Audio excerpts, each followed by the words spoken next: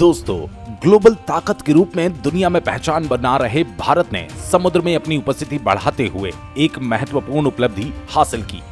भारत ने ईरान के चाबहार के बाद एक और देश के बंदरगाह पर संचालन और नियंत्रण हासिल कर लिया। इस बार म्यांमार के सिटवे बंदरगाह पर भारत ने अपनी उपस्थिति पक्की कर ली। भारत के विदेश मंत्रालय ने सिटवे में कलादान नदी पर स्थित पूरे बंदरगाह के संचालन को संभालने के लिए India ports global limited (IGPL) के एक प्रस्ताव को मंजूरी दे दी। इंडिया पोर्ट्स ग्लोबल जहाज रानी और जलमार्ग मंत्रालय के पूर्ण स्वामित्व वाली कंपनी है।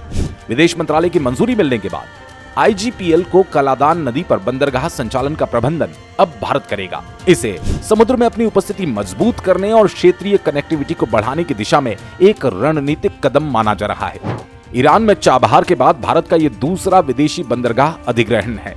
चाबहार में भारत को संचालन का सीमित अधिकार ही मिला है, जबकि सिटवे पोर्ट पर भारत के पास सारा अधिकार होगा। IGPL के पास ही वर्तमान में ईरान के चाबहार बंदरगाह पर कंटेनर टर्मिनल के उपकरण और संचालन का काम है। सिटवे पोर्ट के महत्व की बात की जाए तो ये Kaladan multi modal transit transport project का एक हिस्सा है। इस परियोजना का लक्ष्य कोलकाता के पूर्वी भारतीय बंदरगाह को समुद्र के रास्ते म्यांमार के सिटवे बंदरगाह से जोड़ना है।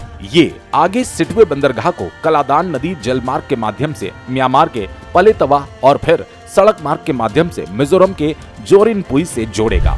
सिटवे बंदरगाह के विकास के लिए भारत ने म्यांमार को $500 मिलियन का अनुदान दिया था और इस बंदरगाह की नींव रखी थी।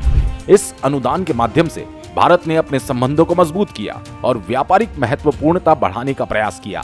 इस प्रोजेक्ट के माध्यम से भारत और म्यांमार के बीच भावी व्यापारिक और राजनीतिक संबंधों को बढ़ावा मिलेगा। इस बंदरगाह से भारत ने एशिया में अपने सबसे बड़े प्रतिद्वंदी चीन को कड़ी चुनौती दी और अपनी स्थिति को म्यांमार में मजबूत कर दिया। दरअसल मिजोरम तक जोड़ने वाले इस रूट को तैयार होने के बाद भारत के लिए उत्तर पूर्व में मौजूद राज्यों तक सप्लाई पहुंचाने में आसानी होगी।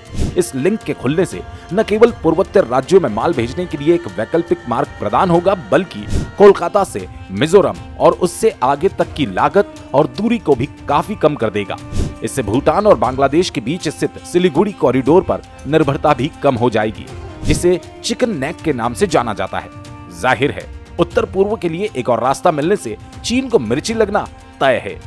भारत जिस तरीके से अपना दबदबा बढ़ा रहा है, उसके बारे में आप लोगों की क्या राय है?